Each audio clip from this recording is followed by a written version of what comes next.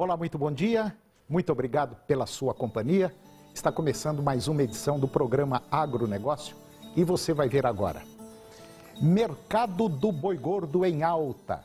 Com o cenário de firmeza no mercado do boi gordo, a procura de animais de reposição começa a aumentar. Medida provisória 772, que chegou a aumentar para R$ 500 mil a multa máxima aplicada aos frigoríficos, já caiu. Mercado passou a ver rombos primários maiores para o governo central, tanto neste ano quanto no próximo. Ivan Vedequim lança livro sobre economia da pecuária de corte, fundamentos e o ciclo de preço.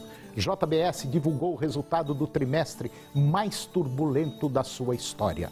O agronegócio está começando.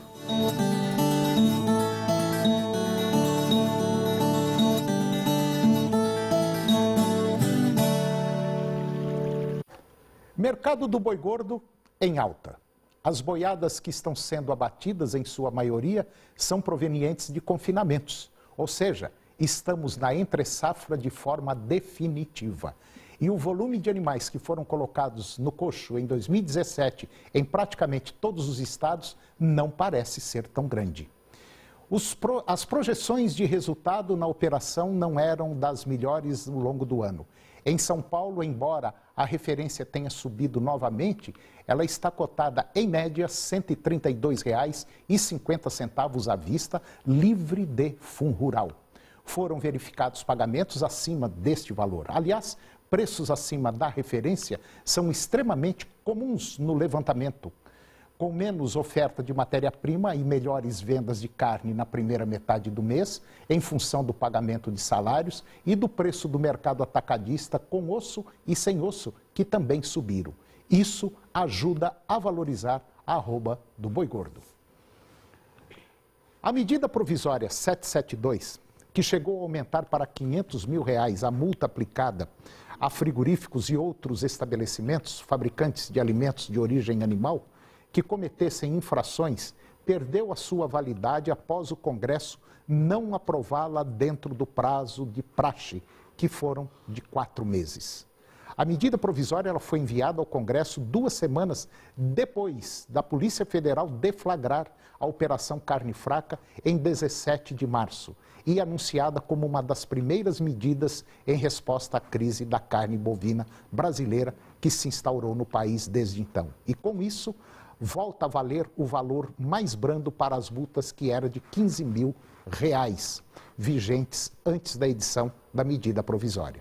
No entanto, o Ministério da Agricultura pretende reenviar a medida provisória ao Legislativo ainda este ano, com poucas mudanças no texto. Como manda a legislação brasileira, o Executivo não pode mandar a mesma medida provisória no mesmo ano, caso o prazo tenha se encerrado ou se a proposta de lei tenha sido rejeitada pelos parlamentares. A única exceção permitida é se o governo mandar um novo texto relacionado ao mesmo assunto. Com o cenário de firmeza no mercado do boi gordo, a procura de animais para reposição começa a aumentar. É fato que as negociações ainda ocorrem em maneira tímida, porém já foram suficientes para assegurar as quedas que vinham sendo observadas. No balanço semanal, na média de todas as categorias e de machos e fêmeas anelorados, pesquisados pela Scott Consultoria, as cotações se mantiveram. Vale ressaltar que esta é a primeira semana do segundo semestre na qual não houve queda nas cotações. Para o curto prazo, com a tendência de alta no mercado do boi gordo, as negociações de reposição tendem a aumentar e o mercado pode ganhar força. A melhora na atratividade para o segundo giro de confinamento também é outro fator que pode influenciar este mercado. E neste caso, para as categorias mais zeradas. Em resumo, o atual cenário do mercado aponta para o fim da calmaria que veio se arrastando durante o ano e o início de maiores movimentações. E agora vamos ver como anda o tempo para hoje no estado de Goiás. Para a maioria dos municípios, teremos hoje variação de nebulosidade, períodos curtos de sol, intercalados com períodos de nuvens, em cristalina, nebulosidade variável e pequena chance inferior a 30% de chuva. Vamos conferir agora a temperatura para os principais municípios produtores do estado de Goiás. São Miguel do Araguaia, 38 a máxima e 22 a mínima. Minasul, 37 a máxima e 21 a mínima. Posse, 36 a máxima e 23 a mínima. Aruanã, 40 graus a máxima e 24 a mínima. Cabeceiras, 35 a máxima e 19 a mínima. Itaberaí, 35 a máxima e 21 a mínima. Cristalina, 31 a máxima e 20 a mínima. Mineiros, 34 a máxima e 20 a mínima. E Rio Verde, 32 a máxima e 19 graus a temperatura mínima. E depois do intervalo, vamos falar sobre o mercado brasileiro que passou a ver rombos primários maiores para o governo central, tanto neste ano quanto no próximo. Ivan Vedequim lança livro sobre economia da pecuária de corte, fundamentos e o ciclo de preço. E a JBS divulgou o resultado do trimestre mais turbulento da sua história. Nós voltamos já.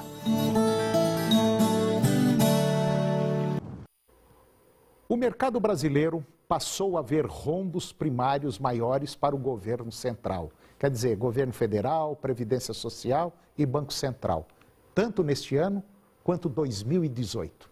Extrapolando em ambos os casos as metas definidas pelo governo conforme relatório Prisma Fiscal divulgado pelo Ministério da Fazenda.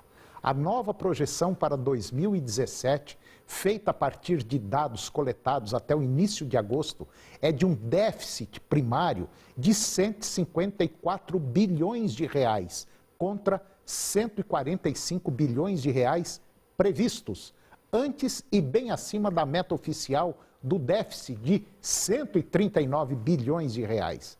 Para 2018, ainda segundo o Prisma Fiscal, a expectativa dos analistas para o rombo subiu a 130 bilhões de reais contra 129 bilhões de reais anteriormente, cifra que correspondia exatamente à meta estabelecida para o ano que vem. Os dados ressaltam a visão do mercado já consolidada há tempos, pelo menos para 2017, da impossibilidade de atingimento do alvo fiscal em meio à queda na arrecadação e alta nas despesas totais. Nesta semana, aconteceu o lançamento do livro Economia da Pecuária de Corte, Fundamentos e o Ciclo de Preço, de autoria do agrônomo Ivan Vedequim.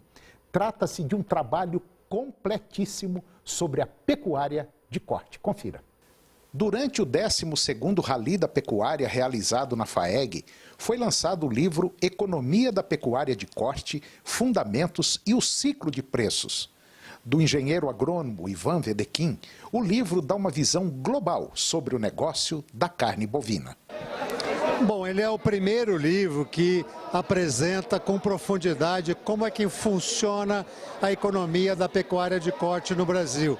A primeira parte do livro apresenta uma visão global sobre a cadeia da carne bovina no Brasil, o seu tamanho, projeta o mercado mundial de carne bovina e dentro dele a inserção do Brasil, que hoje é o maior exportador mundial de carne bovina. A segunda parte do livro mergulha, entra no âmago da economia da pecuária de corte, como é que funciona a oferta, a demanda, a organização industrial, o nível de concorrência entre os frigoríficos, e o livro termina apresentando os fundamentos do ciclo de preços da pecuária. Nós podemos dizer que esse livro seria, assim, um complexo, um balanço geral da pecuária nacional? É um balanço da pecuária para que os profissionais envolvidos na cadeia produtiva, os produtores, pesquisadores e especialmente os estudantes de faculdades de graduação e pós-graduação vão ter no livro uma referência bibliográfica organizada sobre a economia da pecuária. Nós temos no Brasil pecuárias de diferentes níveis de produtividade e o grande desafio futuro é a transformação daquela pecuária que ainda é tradicional, ou seja, vai ser preciso a intensificação tecnológica, integração com lavouras e com florestas, enfim, aumentar a produtividade da pecuária e a rentabilidade do negócio. A pecuária brasileira vai demorar ainda para retomar o crescimento que muita gente espera? Olha, nós estamos numa fase de baixa de preços no ciclo da pecuária já há 2 anos. Os fatos recentes de delação, de carne fraca, jogaram mais pimenta nesse molho da crise da pecuária. Aí nós estamos num período que vamos ter ainda aumento do abate de fêmeas, e isso aumenta a oferta de carne, o mercado interno não vai se recuperar como deveria, e nós vamos ter ainda em 2017, uma parte de 2018, períodos ainda de preços em queda na pecuária. Mas esse é o momento até de investimento para ganhar eficiência e compensar essa queda de preço.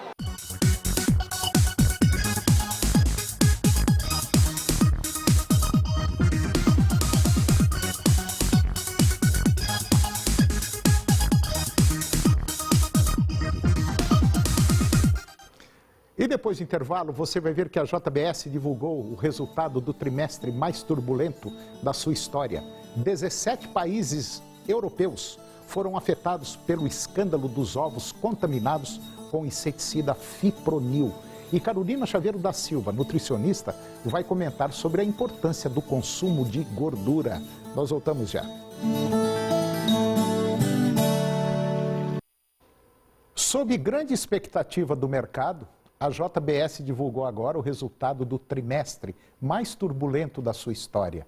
Iniciado com 1/3 da produção de carne bovina paralisada no Brasil, devido à Operação Carne Fraca, o segundo trimestre terminou com o país em ebulição devido à delação premiada dos irmãos Joesley e Wesley Batista, donos da holding que controla a empresa.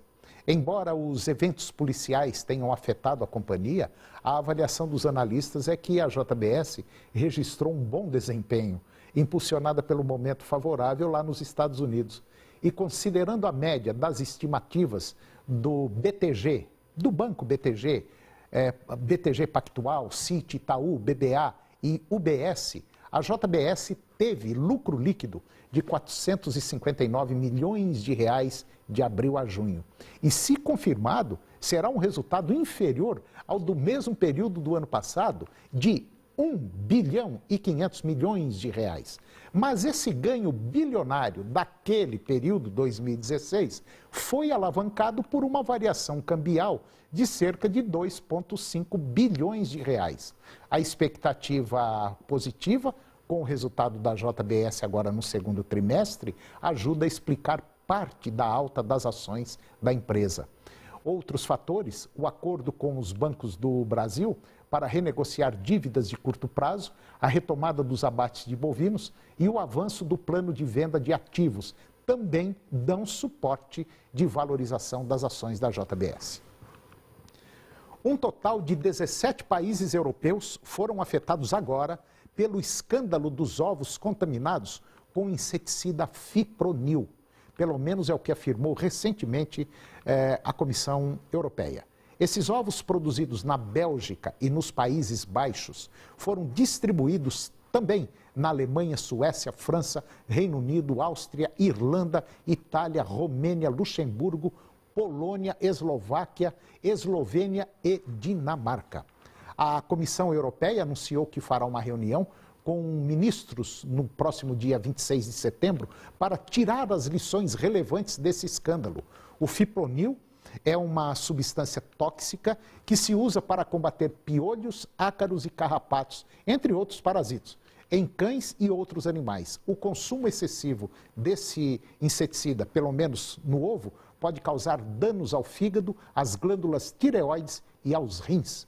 E segundo o Ministério da Agricultura da França, os baixos níveis de fipronil nos ovos contaminados, tendo em conta os hábitos alimentícios franceses, fazem com que o risco para a saúde humana seja muito baixo. E depois do intervalo, Carolina Chaveiro da Silva, nutricionista, vai comentar sobre a importância do consumo de gordura. Nós voltamos já.